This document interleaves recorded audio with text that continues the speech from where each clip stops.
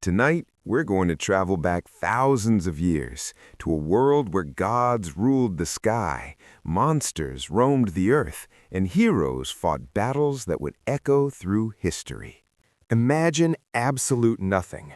No land, no sky, no time, no humans, just emptiness. And from that emptiness, slowly, life began. In the beginning, there was nothing. No land, no sea, no sky, no sun, no humans. The Greeks called this emptiness chaos. It was silent, still, and very empty. From chaos came the first primordial beings, slowly emerging from the void. First was Gaia, the earth. She was patient, steady, calm. Slowly she shaped mountains, rivers, valleys, and fertile soil. Above her, Uranus, the sky, stretched endlessly, silently watching. Together, Gaia and Uranus created the Titans, the first generation of divine beings. The Titans were many, each moving at a slow, deliberate pace. Oceanus stretched across the seas. Coeus and Crius observed the stars. Hyperion watched the sun. Iapetus considered the future of humankind. And Cronus, the youngest, was clever but deeply paranoid. Cronus feared that one of his children would overthrow him, just as he had overthrown his father Uranus. So, when he married Rhea, another Titaness, and they had 6 children, Hestia, Demeter, Hera, Hades, Poseidon, and Zeus, Cronus swallowed each child at birth. Slowly, quietly, without anyone noticing, the children disappeared into his stomach. Rhea, heartbroken but patient, wanted her youngest, Zeus, to survive. When Zeus was born, she tricked Cronus with a rock wrapped in swaddling clothes. Cronus, expecting a baby, swallowed the rock without hesitation. Meanwhile, Zeus was hidden on the island of Crete, nurtured by nymphs and tended by the gentle goat Amalthea. Zeus grew slowly, learning patience and cunning. Away from his father, he observed, waited, and planned. His childhood was quiet and long, filled with the soft sounds of nature and the slow lessons of survival. He learned how to harness thunder and lightning and to understand the strategies of war and rule. And so the stage was set. A quiet, slow tension built as the young Zeus prepared for the day he would return to confront Cronus and free his siblings. Zeus had grown quietly on the island of Crete, hidden far away from the eyes of Cronus. His childhood passed slowly among forests, mountains, and the calm rhythm of nature. The nymphs who cared for him treated him with patience and gentleness. Every morning began with the sound of wind moving through the trees and the distant crash of waves against the rocky shores of the island. Zeus would wake early, stepping outside the cave where he had been hidden since infancy. Above him stretched a wide blue sky, something he felt strangely connected to, though he did not yet fully understand why. The goat Amalthea provided milk that nourished him as he grew. The nymphs told him stories of the world beyond Crete, stories about titans, about mountains and oceans, and about the strange fate of his brothers and sisters who had vanished long ago. At first, Zeus did not fully understand these stories, but as he grew older, the truth slowly became clear. His father, Cronus, had swallowed his siblings. The realization settled heavily in his mind. It was not a truth that inspired sudden rage. Instead, it grew slowly within him, like a storm gathering far away on the horizon. Zeus began training himself. At first, it was simple things. He practiced throwing stones with precision, climbing steep cliffs, and running across the uneven ground of the island. But there was also something else, something far more powerful that seemed to live inside him. Sometimes, during storms, the sky above Crete would rumble with thunder. When Zeus watched lightning split the clouds, he felt something respond inside him, as if the storm itself recognized him. So he began experimenting.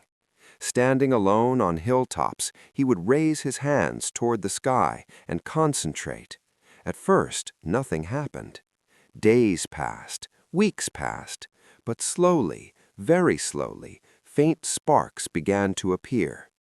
A flash of energy would jump between his fingers, then another. Years went by as Zeus practiced patience.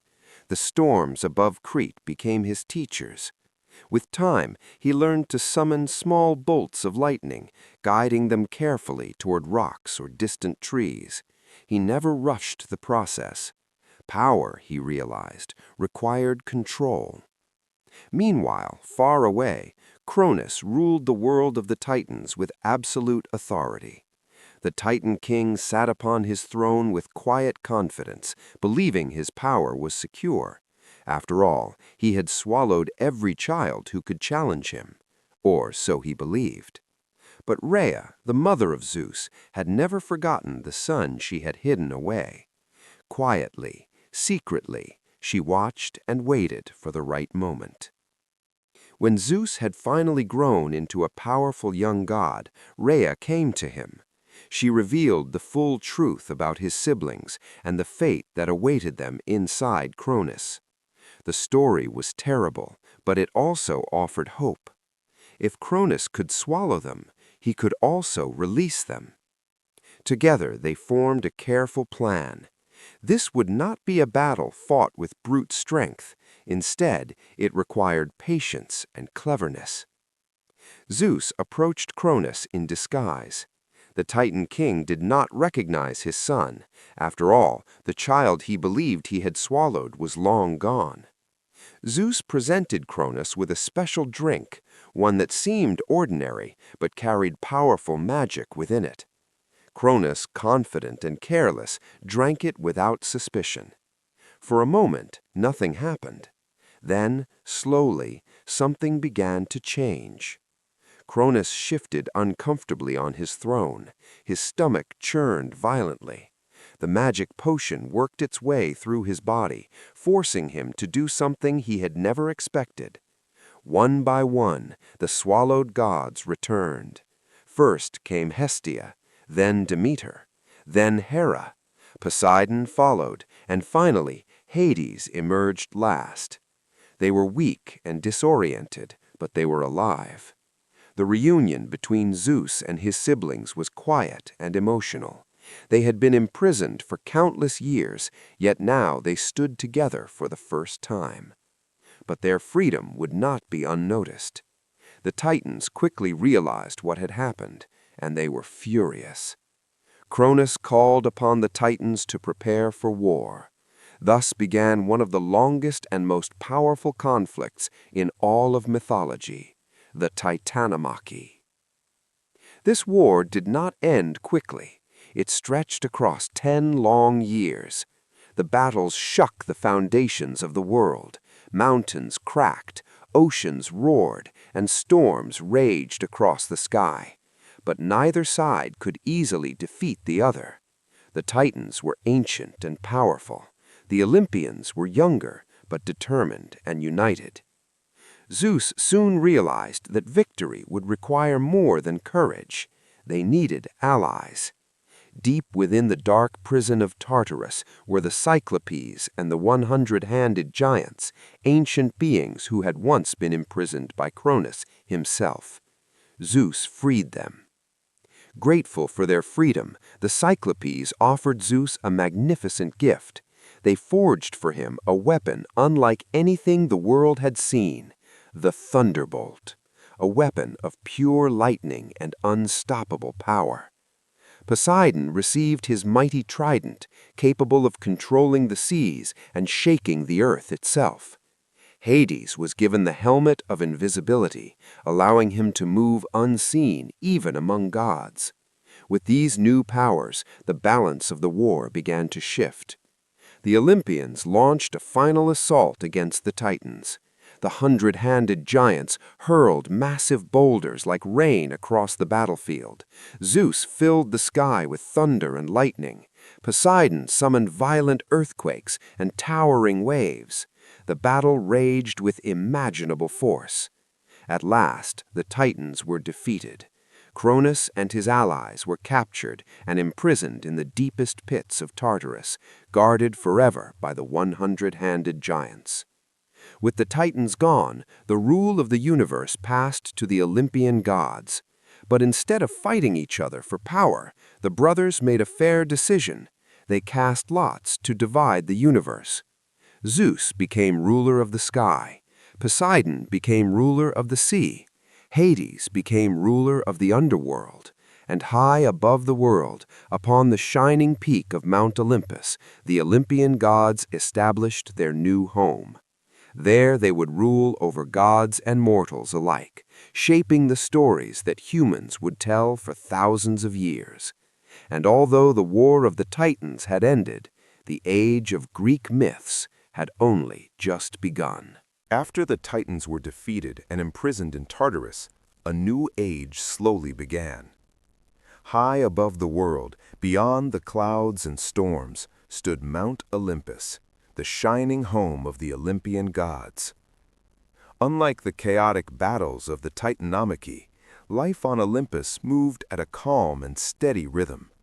The gods did not rush their days. Time flowed differently there. The palace of Zeus stood at the center of Olympus.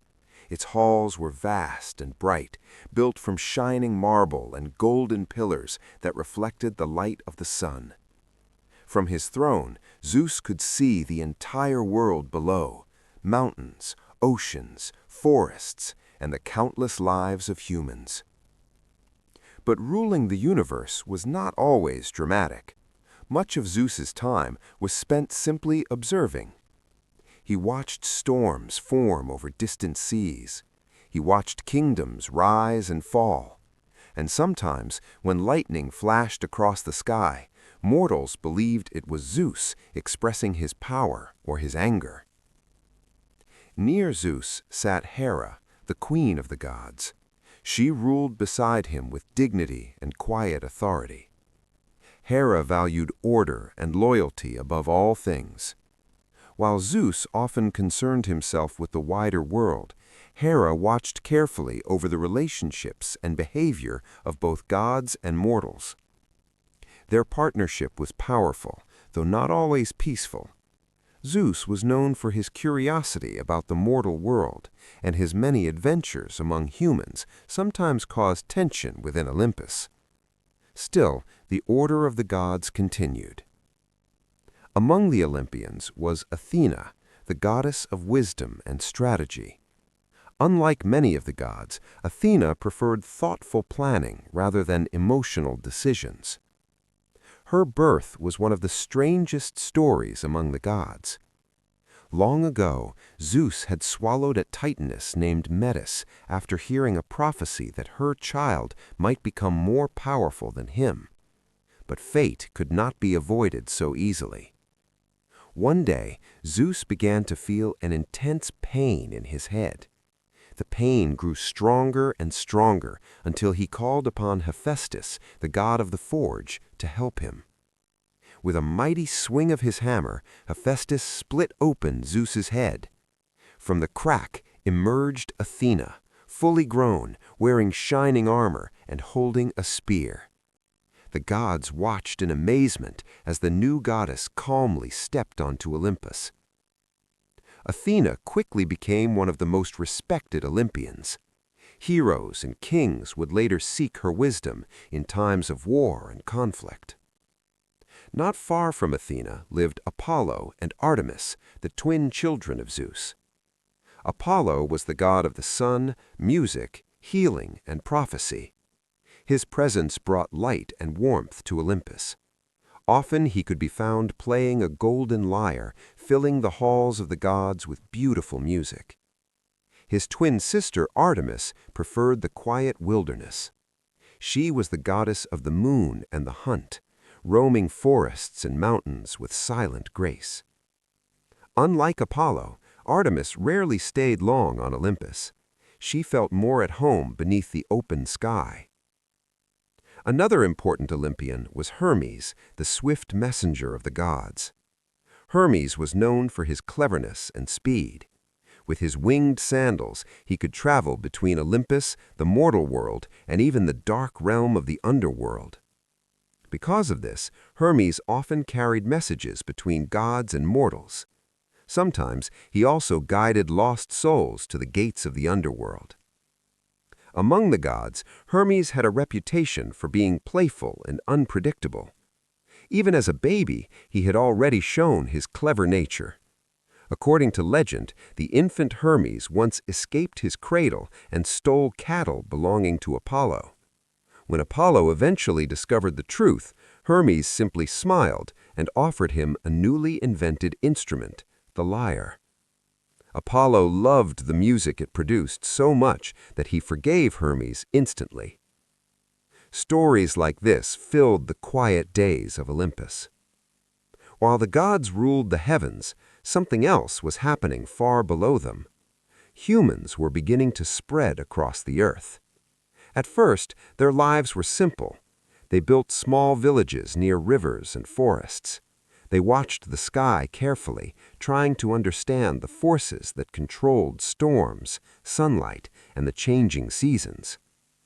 Many of these changes were influenced by the gods. One of the most important figures connected to humanity was Prometheus, a titan who had chosen to support Zeus during the Great War.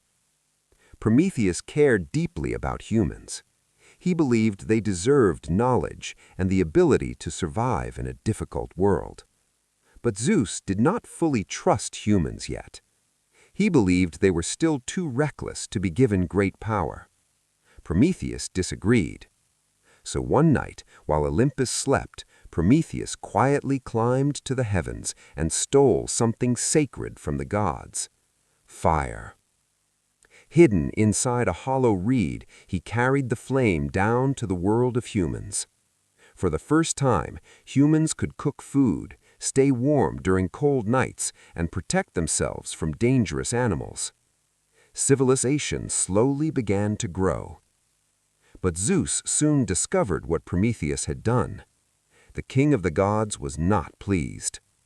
Punishment would come, but slowly, carefully, and in a way that would shape the future of both gods and mortals. And the story of that punishment would soon become one of the most famous myths of all. As humans slowly learned to survive with the gift of fire, life on Earth began to change. Villages grew larger. People gathered around warm flames during cold nights. Food could now be cooked. Tools could be shaped from metal, and the darkness no longer felt quite as frightening as before. All of this had become possible because of Prometheus. The Titan watched humanity with quiet satisfaction. He believed humans were capable of learning, improving, and building a better world. But high above them, on Mount Olympus, Zeus had discovered what Prometheus had done. The king of the gods was not quick to anger, but he did not easily forgive disobedience, especially when it came from someone who had once been trusted. Prometheus had defied him, and defiance, even when done with good intentions, could not go unanswered. Zeus decided that Prometheus must be punished in a way that would remind both gods and mortals that the order of the universe could not be ignored. So the punishment was carefully chosen. Prometheus was taken to the distant mountains of the Caucasus, where towering cliffs rose high above the earth. There, Zeus ordered that Prometheus be chained to a massive rock. Every day, a great eagle would descend from the sky. The bird would tear into Prometheus's side and devour his liver. Because Prometheus was immortal, the wound would heal each night, and every morning the eagle would return again. This punishment would continue endlessly. It was slow, relentless, and impossible to escape. Even so, Prometheus remained calm. Despite his suffering, he did not regret helping humanity. Far below the mountains, humans continued to use the fire he had given them, unaware of the price he had paid. But Zeus had not yet finished shaping the fate of mankind. He believed humans should learn that gifts from the gods often came with consequences. So Zeus ordered another plan to be carried out. This time, the gods themselves would create something entirely new. Hephaestus, the skilled god of the forge, was given the task. Using clay and careful craftsmanship, Hephaestus shaped the form of a woman. She was given life from the gods themselves. Each Olympian offered a gift. Aphrodite granted beauty. Athena offered skill and intelligence. Hermes gave curiosity and a clever mind. Hera added grace and dignity. This new creation was named Pandora, which meant the one who received all gifts. But along with these gifts, Zeus gave Pandora something else, a sealed container, often described as a box, though in ancient times it was more like a large jar. Zeus told her only one thing: the container must never be opened. Pandora was sent to live among humans, carrying the mysterious jar with her. At first, she obeyed the command of the gods. Days passed peacefully. Humans welcomed Pandora into their communities, fascinated by her presence and kindness.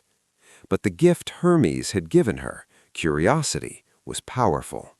The jar remained closed, yet Pandora often found herself staring at it. What could possibly be inside? Why would the gods give her something so important and then forbid her from opening it? The question lingered in her mind for days, then weeks. Finally, one quiet moment, when no one else was nearby, Pandora slowly lifted the lid. At first, nothing seemed to happen. Then, suddenly, the jar burst open. From inside it escaped countless dark spirits, tiny forces of misery and suffering that quickly spread across the world. Disease flew out. So did sorrow. Jealousy, anger, greed, and pain followed. The spirits scattered into every corner of the earth, reaching villages and cities alike. Humans who had once lived simple lives now faced new hardships. Pandora, shocked and frightened by what she had done, quickly slammed the lid shut. But it was already too late. Almost everything inside the jar had escaped. Almost everything. Inside the jar, one final spirit remained. It was hope. Hope stayed trapped inside, quiet and patient. Some say this was Zeus's final mercy to humanity. Even in a world now filled with hardship and suffering, humans would still possess hope, and hope would allow them to continue living, building, and dreaming of a better future. On Mount Olympus, the gods watched these events unfold. Some believed Zeus had acted wisely. Others quietly wondered whether the punishment had been too severe. But the balance of the world had changed forever.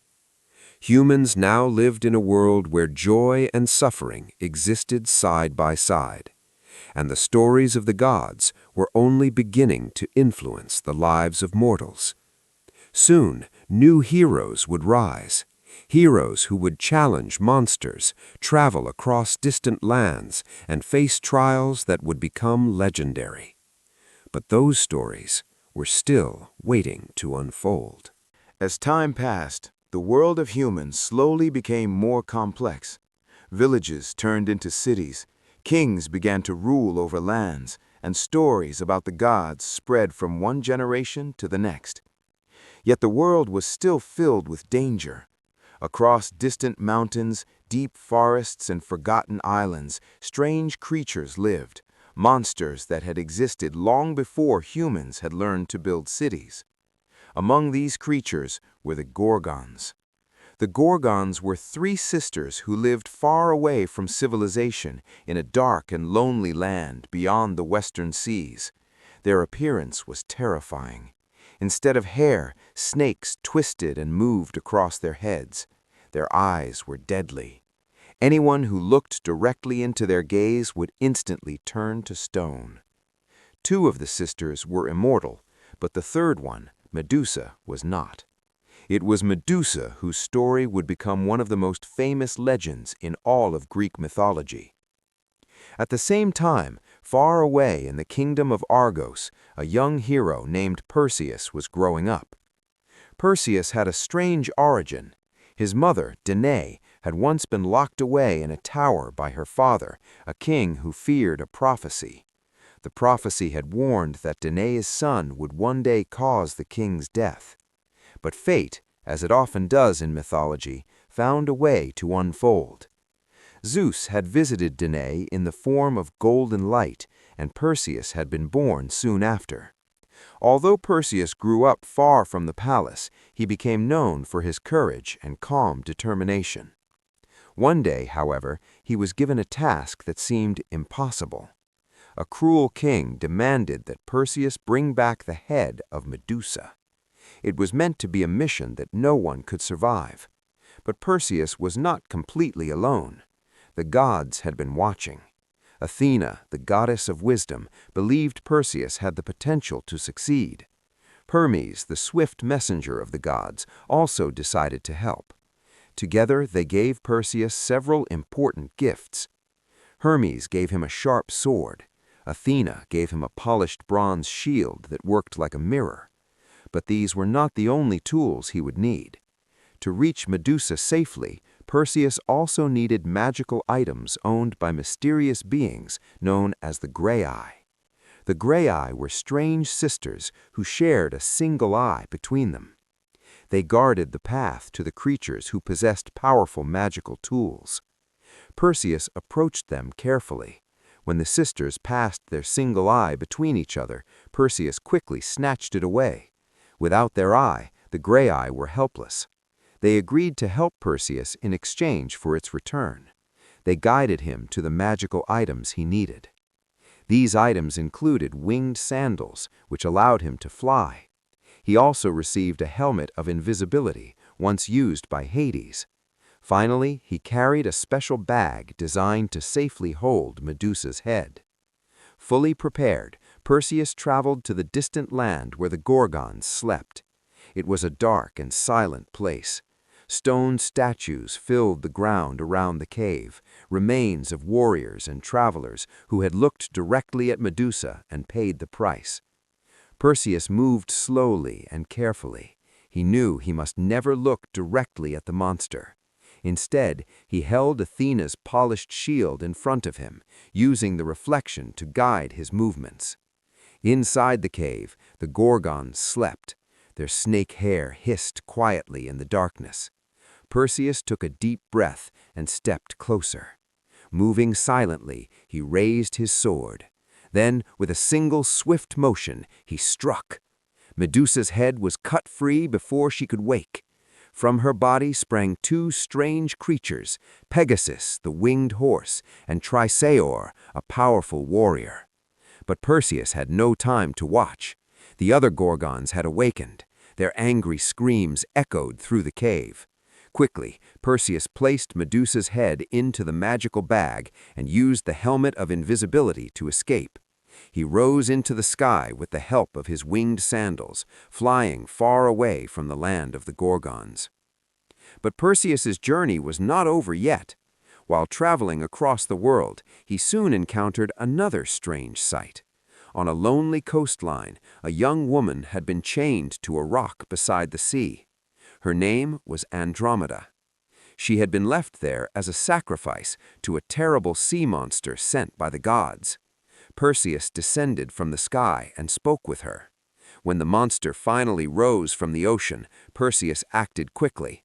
Using the head of Medusa, he turned the creature into stone. Andromeda was saved. In time, Perseus married her, and together they would become the founders of a powerful royal family. Eventually, Perseus returned home. The cruel king who had sent him on the deadly quest was still waiting, But Perseus now possessed the most dangerous weapon imaginable. With a single glance at Medusa's head, the king was turned instantly to stone. Justice had been served. Perseus's adventures became one of the first great heroic stories told throughout Greece, but he was not the last hero. Far greater challenges and even more powerful heroes were still waiting to appear in the world, and among them would rise a warrior whose strength would become legendary, a hero known as Heracles. After the adventures of Perseus became known across the Greek world, many people began to believe that heroes might rise among ordinary humans. These heroes were not gods. They felt pain, fear, and exhaustion like any other person, yet sometimes they carried a small piece of divine power within them. Among all the heroes of Greek mythology, none became more famous than Heracles. The Romans would later call him Hercules, but in Greece he was known as Heracles, the son of Zeus. Heracles was born to a mortal woman named Alcmene. From the moment he entered the world, his life was shaped by the jealousy of Hera, the queen of the gods. Hera had never forgotten Zeus's many adventures among mortals, and she was determined that this particular child would not live an easy life. Even when Heracles was still a baby, Hera attempted to destroy him. One quiet night, she sent two enormous serpents into the room where the infant slept. The snakes slid silently across the floor and wrapped themselves around the cradle. But Heracles was not an ordinary child. When the serpents approached, the baby calmly reached out with his tiny hands. With surprising strength, he grabbed both snakes by the neck. Moments later, the creatures lay lifeless. The adults who rushed into the room were shocked. It was the first sign of the extraordinary strength that Heracles possessed. As he grew older, his power became even more impressive. He trained in wrestling, archery, and sword fighting. He could lift enormous stones, run for miles without tiring, and defeat skilled warriors in combat. Yet strength alone did not guarantee peace. Hera's anger never faded. Through a cruel twist of fate, Heracles was once driven into a temporary madness sent by Hera herself. During this moment of madness, he unknowingly caused terrible harm to those closest to him. When the madness finally passed, Heracles was filled with sorrow and guilt. Seeking forgiveness and purification, he traveled to the Oracle of Delphi. The oracle gave him a difficult command. Heracles must serve a king named Eurystheus and complete a series of extremely dangerous tasks. These would later become known as the 12 labors of Heracles. Each labor was designed to be nearly impossible. The first task was to defeat the Nemean lion. This creature was no ordinary animal. Its golden fur was completely impenetrable to weapons. Arrows bounced off its skin, and swords could not cut through it. When Heracles found the lion's cave, he realized he would need to rely on his own strength. After a fierce struggle, he trapped the lion and defeated it with his bare hands. He later used the lion's own claws to remove its skin, which he wore as armor for the rest of his life. The second labor brought him to the swamp of Lerna, where the terrifying Hydra lived. The Hydra was a giant serpent with many heads.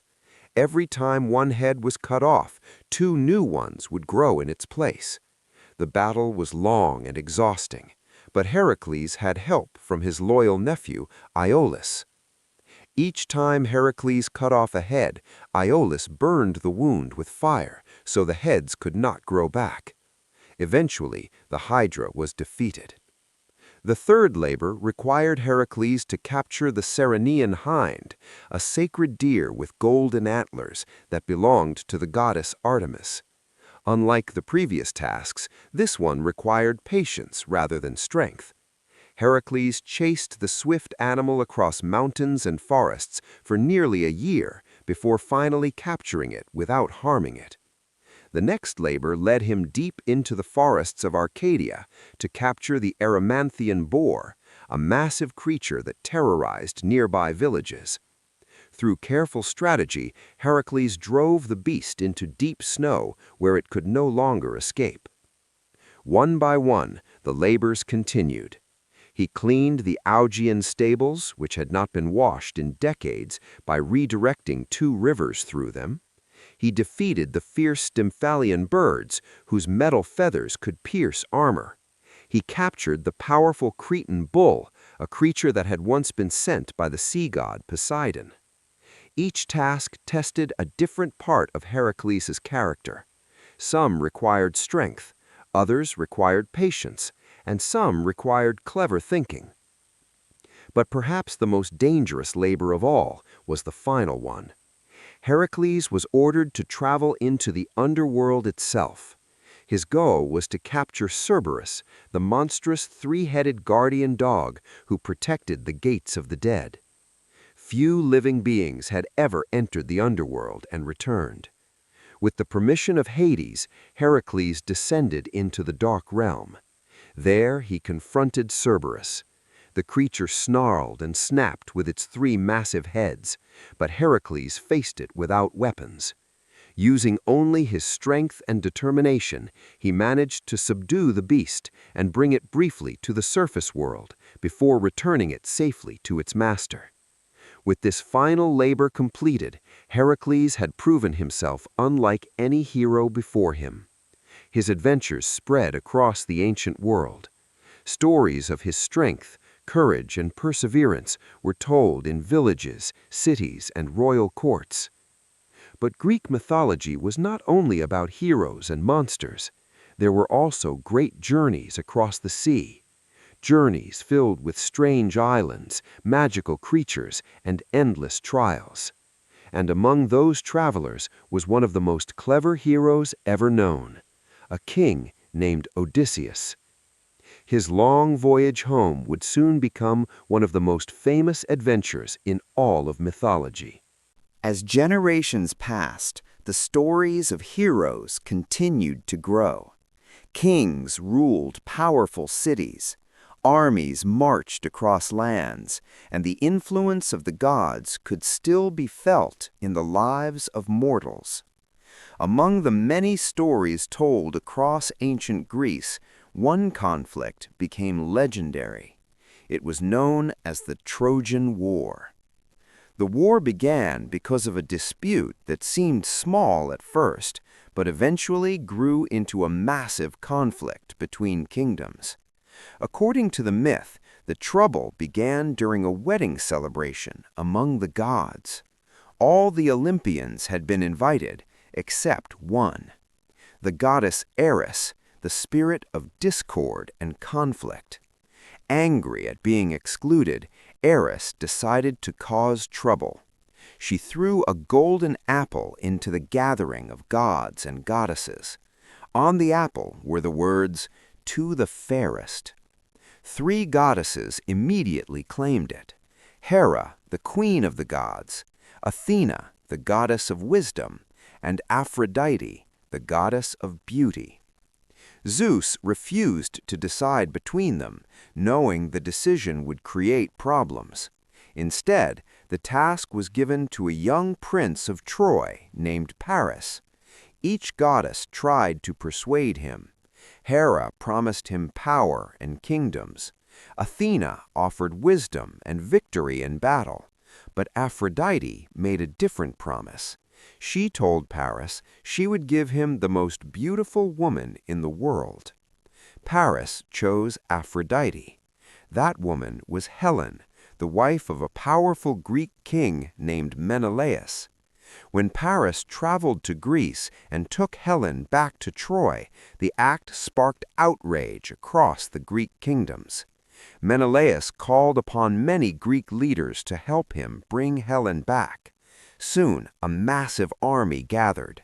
Among the warriors were some of the greatest heroes of the age: Achilles, Ajax, Agamemnon, and Odysseus, the clever king of Ithaca. For 10 long years, the Greeks and Trojans fought outside the walls of the great city of Troy. Battles raged across the plains. Heroes fought duels. Warriors gained fame and glory. Yet neither side could fully defeat the other. The walls of Troy were strong, and the defenders fought bravely. Eventually, the Greeks turned to a clever strategy.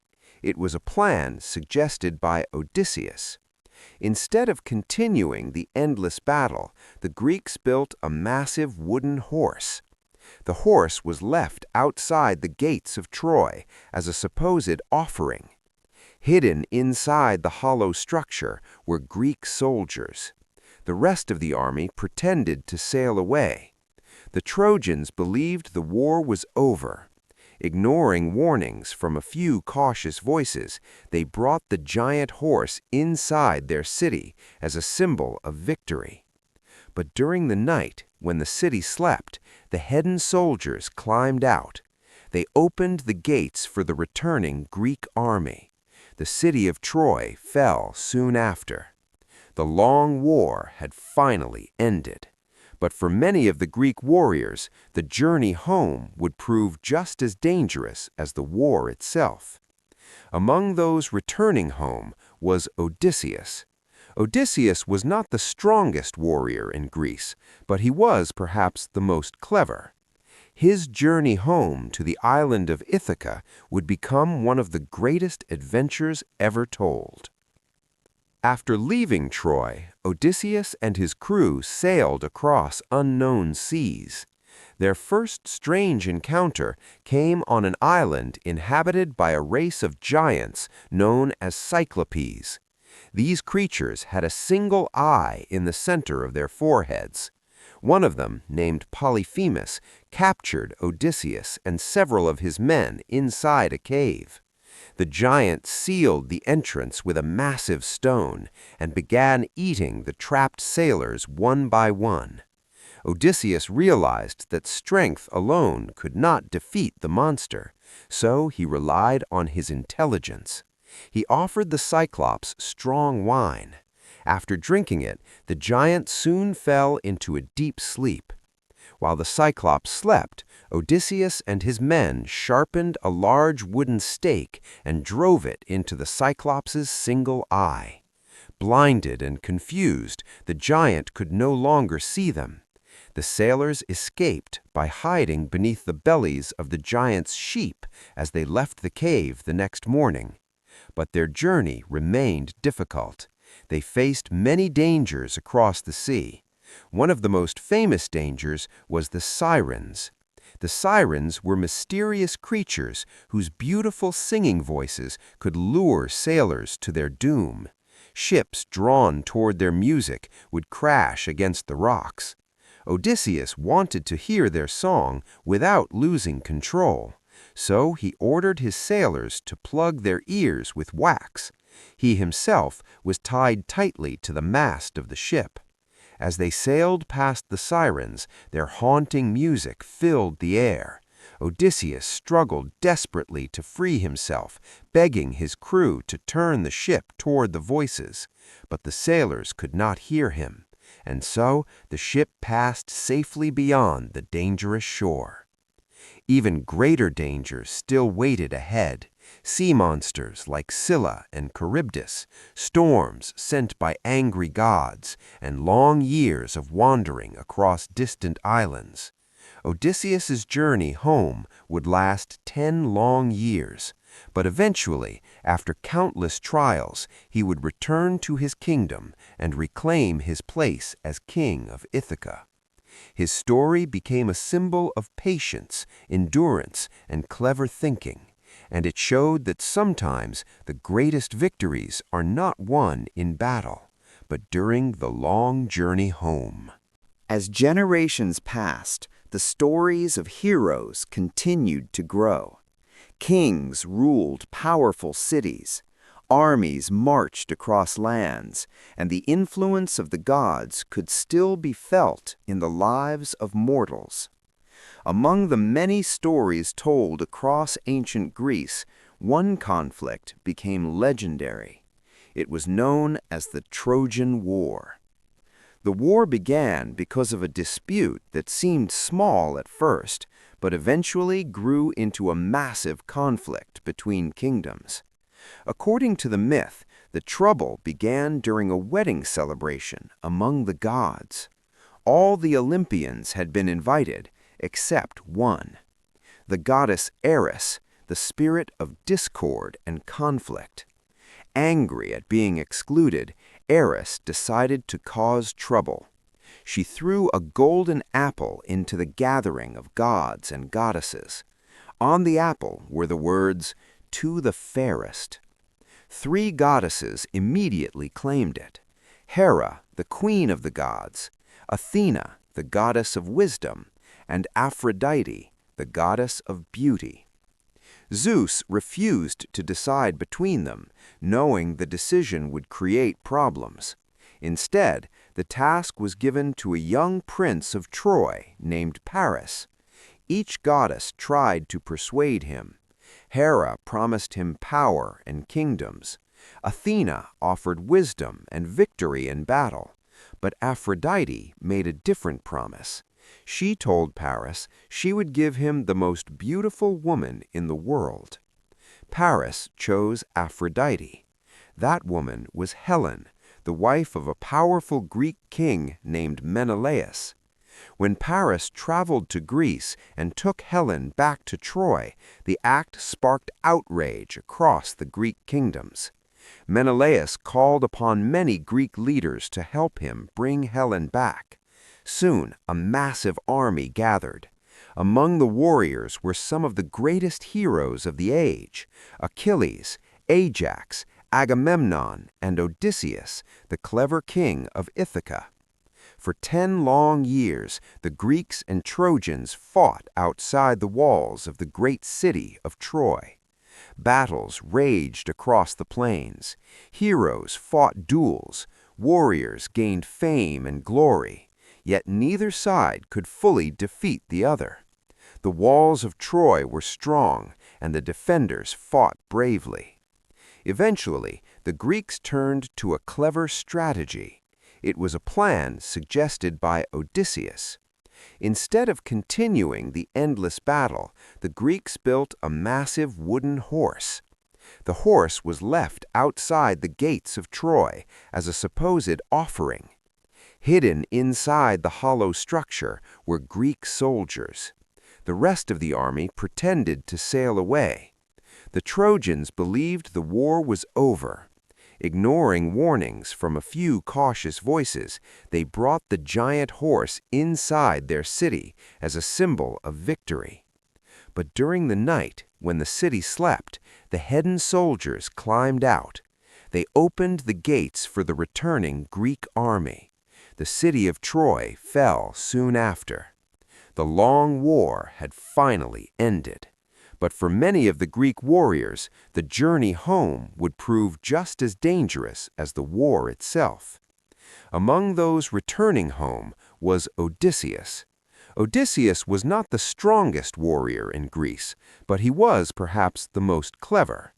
His journey home to the island of Ithaca would become one of the greatest adventures ever told.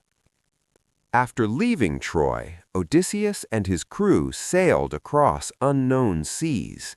Their first strange encounter came on an island inhabited by a race of giants known as Cyclopes. These creatures had a single eye in the center of their foreheads. One of them, named Polyphemus, captured Odysseus and several of his men inside a cave. The giant sealed the entrance with a massive stone and began eating the trapped sailors one by one. Odysseus realized that strength alone could not defeat the monster, so he relied on his intelligence. He offered the Cyclops strong wine. After drinking it, the giant soon fell into a deep sleep. While the Cyclops slept, Odysseus and his men sharpened a large wooden stake and drove it into the Cyclops' single eye. Blinded and confused, the giant could no longer see them. The sailors escaped by hiding beneath the bellies of the giant's sheep as they left the cave the next morning. But their journey remained difficult. They faced many dangers across the sea. One of the most famous dangers was the sirens. The sirens were mysterious creatures whose beautiful singing voices could lure sailors to their doom. Ships drawn toward their music would crash against the rocks. Odysseus wanted to hear their song without losing control, so he ordered his sailors to plug their ears with wax. He himself was tied tightly to the mast of the ship. As they sailed past the sirens, their haunting music filled the air. Odysseus struggled desperately to free himself, begging his crew to turn the ship toward the voices. But the sailors could not hear him, and so the ship passed safely beyond the dangerous shore. Even greater dangers still waited ahead. Sea monsters like Scylla and Charybdis, storms sent by angry gods, and long years of wandering across distant islands. Odysseus's journey home would last 10 long years, but eventually, after countless trials, he would return to his kingdom and reclaim his place as king of Ithaca.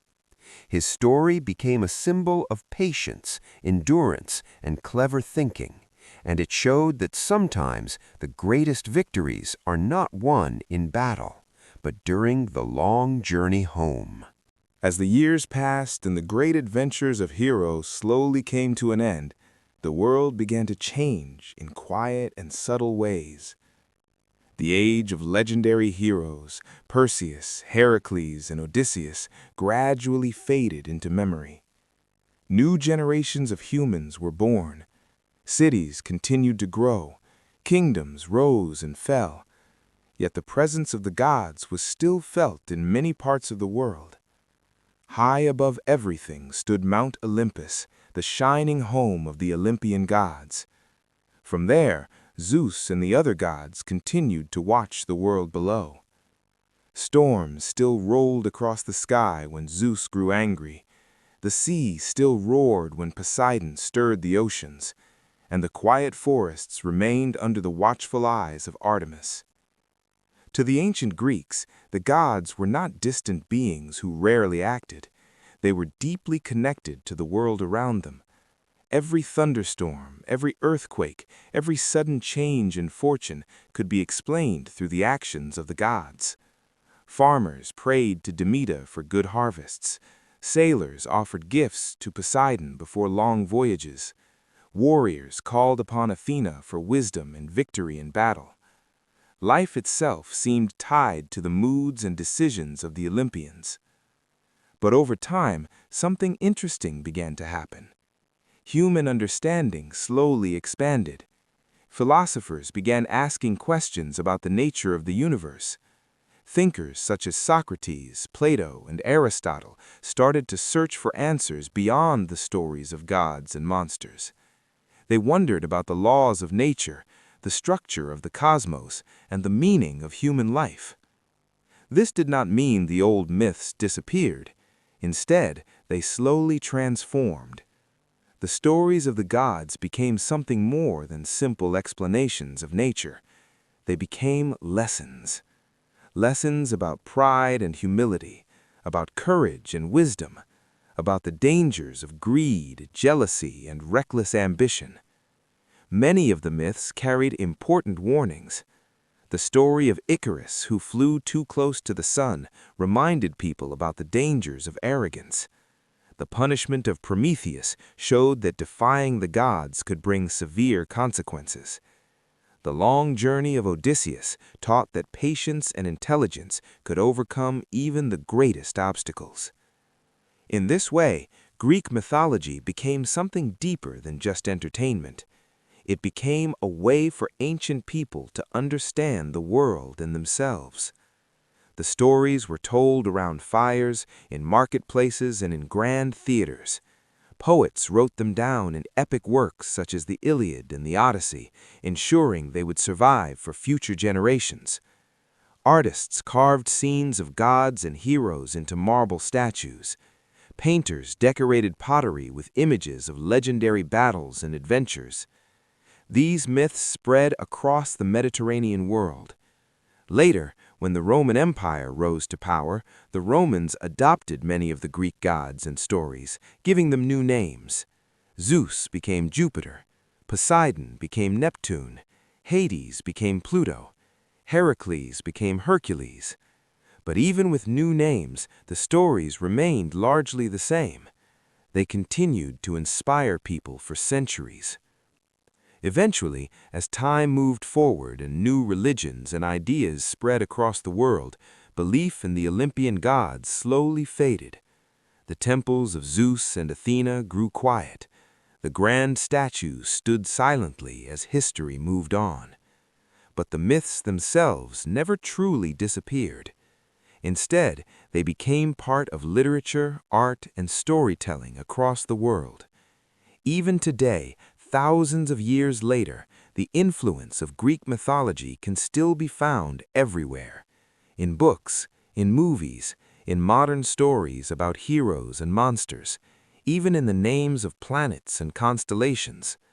The stories that once helped ancient people understand their world now continue to inspire new generations. And perhaps that is the true power of mythology. These stories were never only about gods or monsters. They were about human nature, about the choices people make, about courage, curiosity, ambition, and hope. Long after the temples of Olympus fell silent, the echoes of those ancient stories continue to travel through time. And somewhere in the imagination of every storyteller, the gods of Olympus still watch the world below.